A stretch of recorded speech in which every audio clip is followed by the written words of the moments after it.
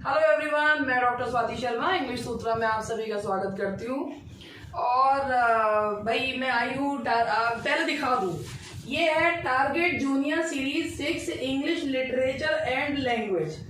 भैया इतने परेशान हो गए, मैडम जूनियर की सीरीज बंद कर दी। मैडम जूनियर ग्रामर तो बात की बात है, मैडम पहले ये बताओ जूनियर की सीरीज है या नहीं। अरे भैया ऐसा होता है कि कभी कभी मैं जो दूसरे ग्रह की प्राणी हूँ, मैं भी थक जाती हूँ। एक्चुअली क्या करूँ यार, कभी कभी मेरी बैटरी चार्ज नहीं हो पाती है, धूप नहीं आती ना, बारिश हो रही है आजकल, तो इस वजह से मेरी जो है बैटरी चार्ज नहीं हो पाती। तो मेरा 2 दिन से इसीलिए क्लास जो है वो नहीं ली थी। बट इसका ये मतलब नहीं है कि मैंने इसे बंद कर दिया। इसे मैंने कल रात को ही प्रिपेयर कर लिया था कि भाई आज क्लास लूंगी, मगर आप तो इतने बेचैन हो गए, कह रहे मैडम ने सीरीज बताई। मैंने सीरीज बंद नहीं करी, ये सीरीज चलती रहेगी, क्योंकि भाई जब मैं जो कहती हूँ वो तो कर ही देती हूँ ना। दूसरी बात, आप लोगों को अगर ये बताओ कि क्या ग्रामर उसमें नहीं आएगी, क्या वो ग्रामर के सेशन आपको यूजफुल नहीं लग रहे हैं, अगर यूजफुल नहीं लग रहे तो चलो फिर तो बेकार है मेरी मेहनत वो जो मैं कर रही हूँ।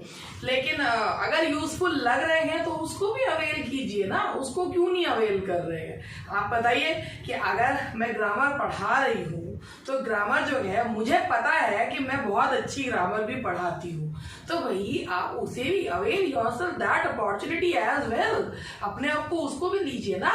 चलिए बस हो गई बात अब मेरी, अब हम पढ़ाना शुरू कर रहे हैं। तो जो है चलिए देख लो टारगेट जूनियर सीरीज 6। चलिए स्टार्ट करते हैं। ये आज जो लिए हैं इसमें, और हाँ ये भी चीज है कि मैम इसमें राइटर्स लीजिए, एक बार ये सीरीज पूरी कंप्लीट हो जाए फिर राइटर्स के ही क्वेश्चंस इसमें लिए जाएंगे। और दूसरी बात ये है कि मैं जूनियर की सीरीज दूसरी बार चला रही हूँ, इससे पहले एक सीरीज कंप्लीट हो चुकी है। आप देखेंगे तो आपको प्लेलिस्ट में इसके बहुत सारे वीडियोस दिखेंगे। मैं ऑलरेडी एक सीरीज कंप्लीट कर चुकी हूँ, ये तो मैंने दोबारा से चलाई है, ठीक है। तो मैं जो पीरियड्स हैं उन्हें पूरा कर रही हूँ। पीरियड्स के बाद जो है वो मैं राइटर्स लूंगी, जो मेजर राइटर्स हैं 5 राइटर एक साथ लेके उनके क्वेश्चंस जो है वो लूंगी, ठीक है। तो डोंट वरी एट ऑल। चलिए स्टार्ट करते हैं। तो मेरे ख्याल से मैंने आपके क्वेश्चंस के जवाब दे दिए हैं। Life and opinions of Tristram Shandy is written by. Life and opinions of Tristram Shandy जो लिखा गया है वो लॉरेंस स्टर्न के द्वारा लिखा गया है। ये 9 वॉल्यूम्स में है। Life and opinions of Tristram Shandy. आज जो हमने लिए हैं ये नियो क्लासिकल एज के क्वेश्चंस जो है वो ले रहे हैं। तो life and opinions of Tristram Shandy is written by Laurence Sterne. ये एक भाई ये जो वॉल्यूम है और ये एक नॉवल है, बहुत फेमस नॉवल है, which is written by Laurence Sterne, ठीक है। And now the next question is,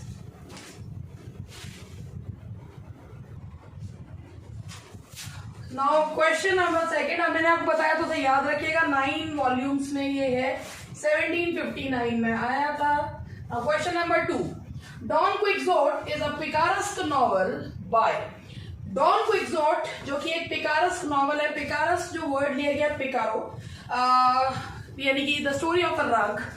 ये जो डॉन क्विक्सोट जो नॉवल है ये फर्स्ट मॉडर्न नॉवल माना जाता है। It is considered first modern novel.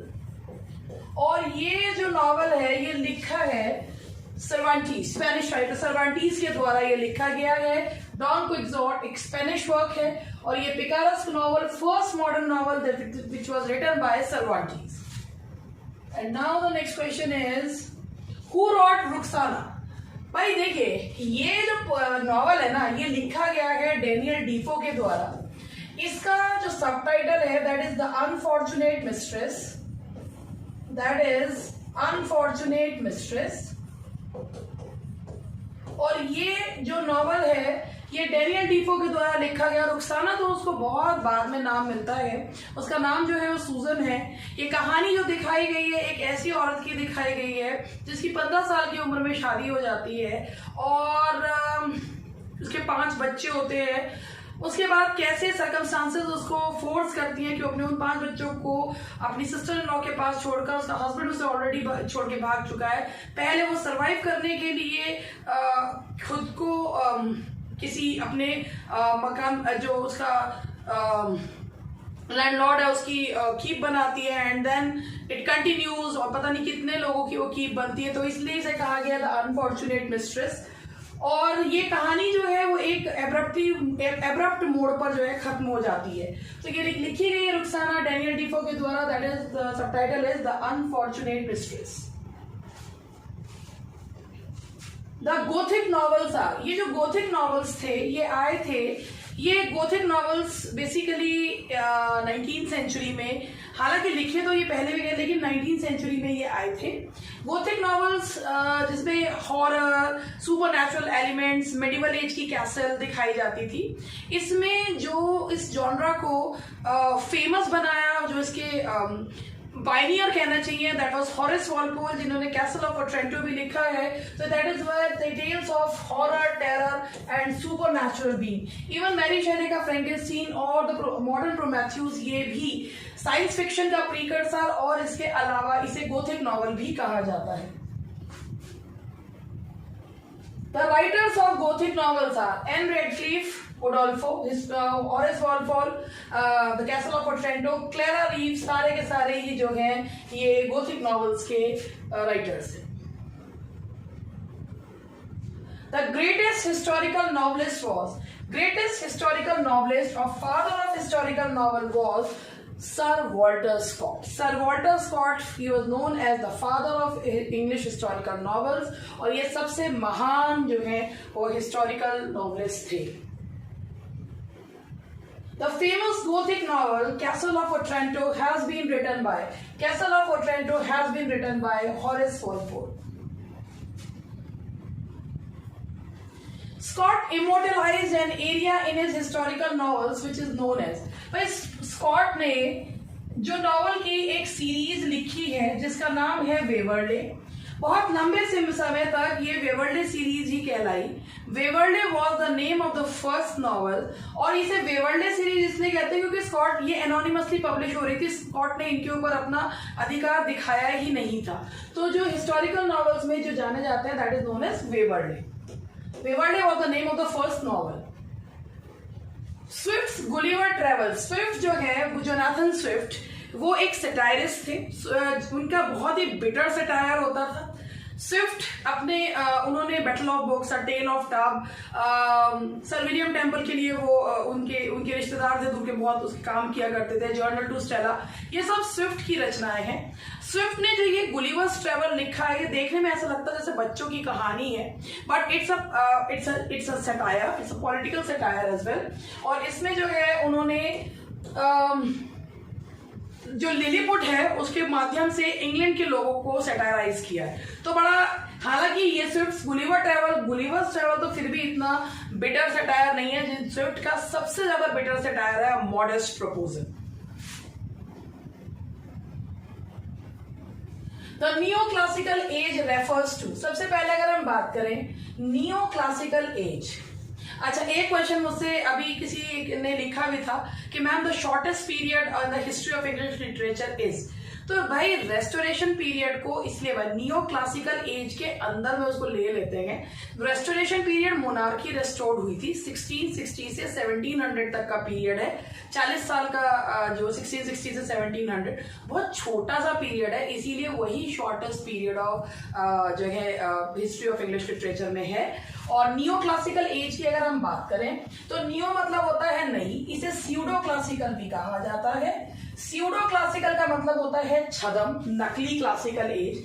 ये एज को क्लासिकल इसलिए कहा जाता है क्योंकि ये एज में जो इस समय के राइटर्स थे, they used to follow the writers of classical, the classical writer, Ovid, Homer and Virgil, इनको ये कॉपी किया करते थे, but only in the form of only in their form, not in the content. इसीलिए ये as epic की नहीं थी, मॉक एपिक की थी। इस एज में लिरिक नहीं थे, इस एज में जो है सटायर्स थे।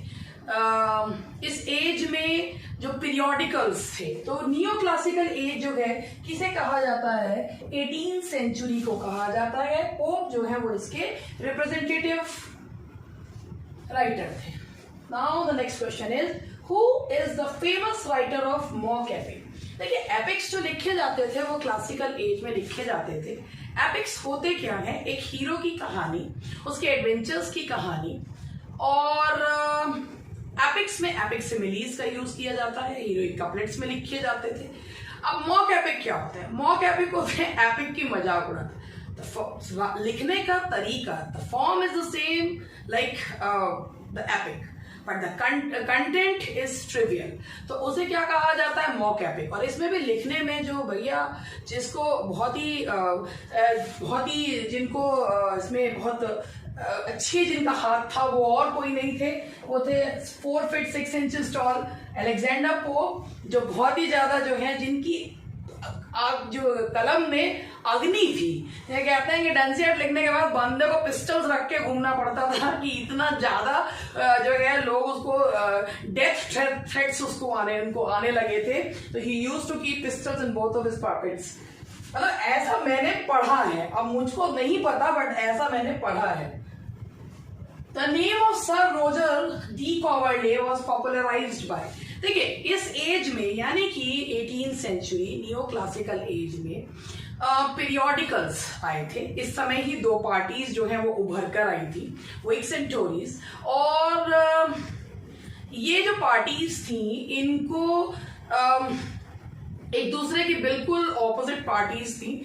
कॉफी हाउस कल्चर इस समय फ्लरिश हुआ था 18th सेंचुरी में, और ये एक नई विधा आई थी पीरियोडिकल्स, यानी कि पॉलिटिकल राइटिंग्स हुआ करती थी जो उस समय के लोगों पर लिखी जाती थी।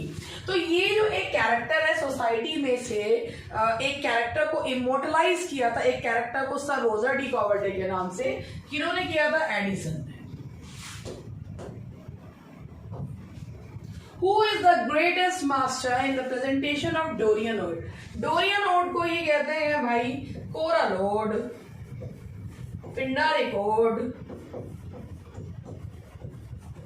जो बटा होता है 3 पार्ट्स में, स्ट्रॉप, एंटीस्ट्रॉप एंड इपोड में। और इसके जो ग्रेटेस्ट मास्टर थे दैट वाज ग्रे, जिन्होंने Bard and the Progress of Poesy में इसे यूज किया है। Which poetic form became very popular in the 18th century? कौन सी poetic form बहुत पॉपुलर हुई थी? That was heroic couplet. Heroic couplet को चौसर के बाद दोबारा से जो रिवाइव किया गया था वो 18th सेंचुरी में किया गया था। Heroic couplet, 2-line stanza in iambic pentameter. Journal to Stella was written by, Journal to Stella ये लेटर है, ये लिखे गए हैं जोनाथन स्विफ्ट के द्वारा, जो उन्होंने अपनी बिलावट को लिखे थे। हालांकि ये कोई लव लेटर्स नहीं थे, कुछ ऐसी डे टू डे वाले थे, but that is journal to Stella. The Tatler appeared, Tatler जो कि पीरियोडिकल्स था, that appeared thrice a week, ये आया करता था हफ्ते में 3 बार आया करता। सारे क्वेश्चंस ऐसे ही लिए मैंने, जिस तरीके के क्वेश्चंस अभी तक एग्जाम्स में और एग्जाम्स में आ रहे हैं। भाई जूनियर का एग्जाम तो पहली बार होगा, फिर भी। द स्पेक्टेटर अपीयर्ड, स्पेक्टेटर जो आया करता था that used to come daily, वो डेली आया करता था। Whigs and Tories belong to, सबसे पहले अगर हम बात करें तो ये पार्टी के रूप में जब आई थी, ये आई थी 18th सेंचुरी। विक्स का मतलब हुआ करता था द लिबरल वन, जो लिबरल उसमें यकीन करते थे, और टोरीज होते थे टोरियंस यानी कि कंजर्वेटिव्स, जो कंजर्वेटिव्स होते थे। ये पार्टी के रूप में आए थे विक्स एंड टोरीज, हालांकि ये डेरोगेटरी टर्म थे। बाद में पार्टीज के रूप में ये 18th सेंचुरी में आए थे।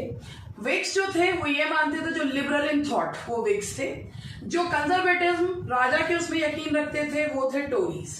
तो टोरीज कंजर्वेटिव, टोरीज्म में बिलीव करने वाले यानी कि conservatives, and Whigs were liberal in thoughts. तो ये दोनों पार्टीज जो आई थी, ये जो मतलब पार्टीज के रूप में आई थी 18th century. Who completed the translation of Iliad? भाई इलियड का ट्रांसलेशन कंप्लीट करा था अलेक्जेंडर पोप ने। और इसके लिए उन्हें बहुत अच्छी अमाउंट भी जो है मिला था। तो इलियड को ट्रांसलेट जो है भाई इससे पहले भी कर चुके हैं, लेकिन इलियड को ट्रांसलेट पोप ने भी किया है और जिसके लिए उन्हें बहुत अच्छा खासा अमाउंट मिला था।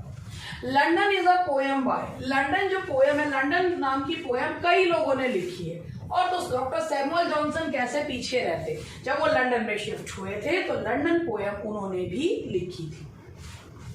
ये वही डॉक्टर सैमुअल जॉनसन है जिनकी डिक्शनरी भी आई थी।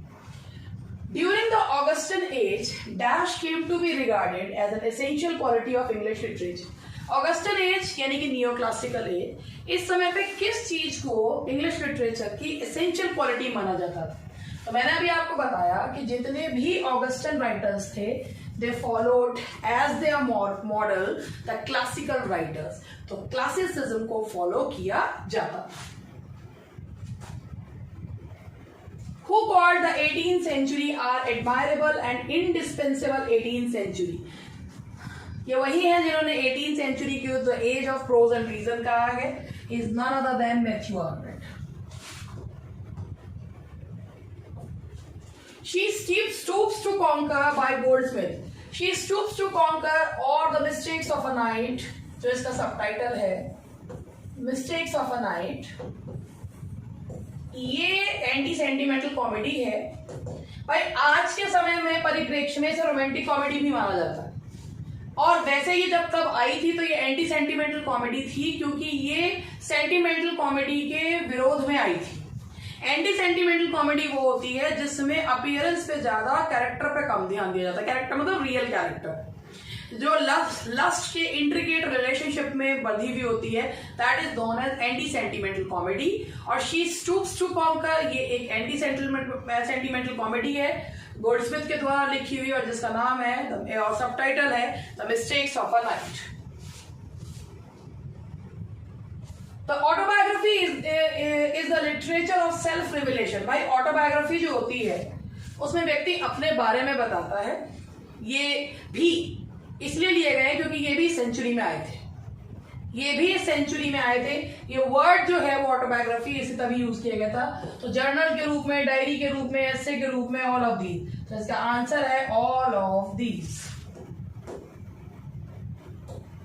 The coffee house culture flourished in, ये मैंने अभी आपको बताया था। Coffee house culture 18th century में फ्लरिश हुआ, यानी कि किस सेंचुरी में? डॉक्टर ए जॉनसन की, the age of doctor Johnson. ये क्वेश्चन एलटी में आया था 2018 में। अब ये कुछ क्वेश्चंस मैंने लैंग्वेज के लिए हैं, इनको भी समझ लीजिएगा। ये लैंग्वेज के क्वेश्चंस हैं। देखिए, Who opined that learning is essentially habit forming process, a process during which we acquire new habits? किसका मानना है कि लर्निंग जो है वो एक हैबिट फॉर्मिंग है, कि भाई अ प्रोसेस ड्यूरिंग, भाई लर्निंग जो है वो क्या है? एक हैबिट। लर्निंग जो है एक हैबिट फॉर्मिंग प्रोसेस है, यानी कि जब हम किसी चीज को लगातार करते रहते हैं तो वो हमारी आदत बन जाती है, और इसी चीज के दौरान हम एक नई नई हैबिट्स फॉर्म करते रहते हैं। And through those habits we learn language. क्योंकि लैंग्वेज किससे संबंधित है भाई? आप लैंग्वेज को सीखने की लगातार कोशिश कर रहे हैं, कुछ समय बाद वो हमारी हैबिट बन जाती है।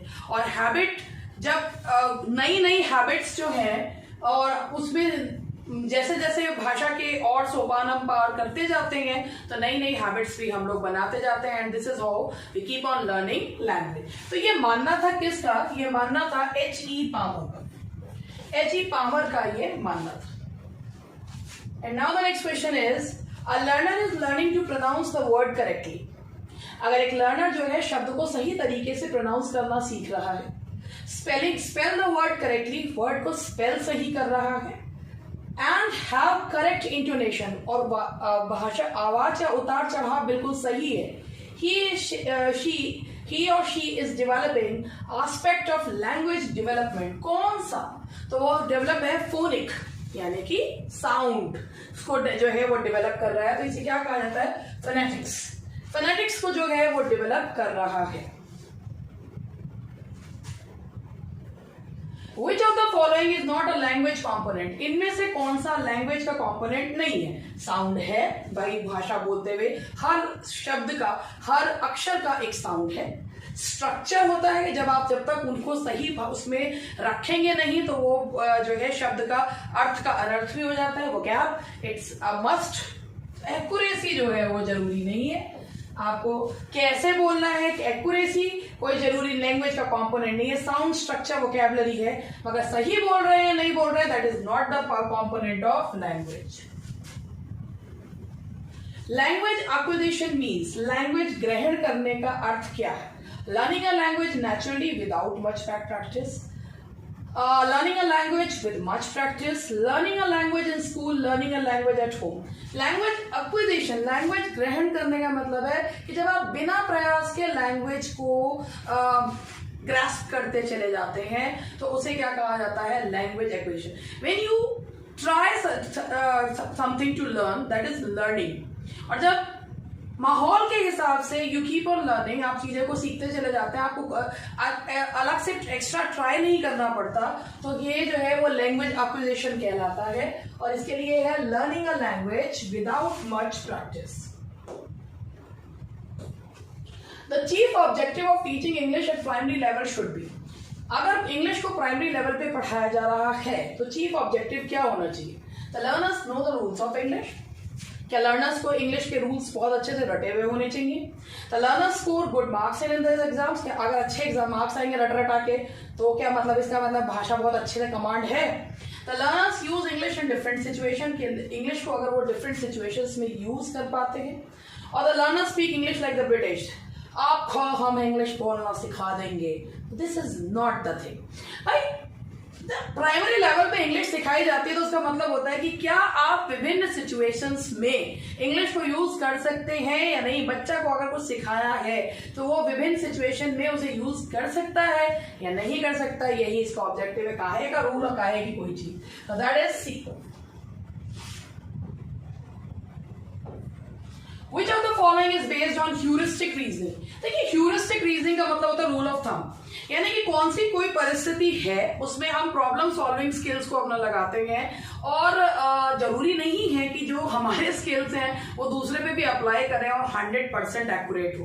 प्रॉब्लम सॉल्विंग स्किल्स को कहा जाता है कि किसी गिवन सिचुएशन में कैसे हम उसको जो है अपने इंटेलेक्ट को, अपने बुद्धि को यूज करके उसका समाधान निकालते हैं, उसे क्या कहा जाता है? Heuristic learning, heuristic reasoning, rule of thumb as well, trial and error method, rule of thumb. तो इसमें ये जो ह्यूरिस्टिक रीजनिंग है ये किस पर बेस्ड है? इंक्वायरी बेस्ड करिकुलम, जिसमें प्रॉब्लम सॉल्विंग टेक्निक्स को देखा जाता है कि वेदर टीचर फैक्ट्स प्रस्तुत नहीं करता, स्टूडेंट्स के सामने एक प्रॉब्लम रखी जाती है और ये देखा जाता है कि are they able to solve this problem at their own और नॉट। तो ये heuristic reasoning that is based on inquiry based curriculum. When language development is a deliberate and conscious effort, language is, जब language को भाई deliberate आप सीखने का प्रयास कर रहे हैं, ये कॉन्शियस जो है वो कॉन्शियस एफर्ट है, तो वो क्या होता है, वो तब उसमें वो लैंग्वेज को क्या माना जाएगा? तो लैंग्वेज क्या हो जाती है at that time? Language is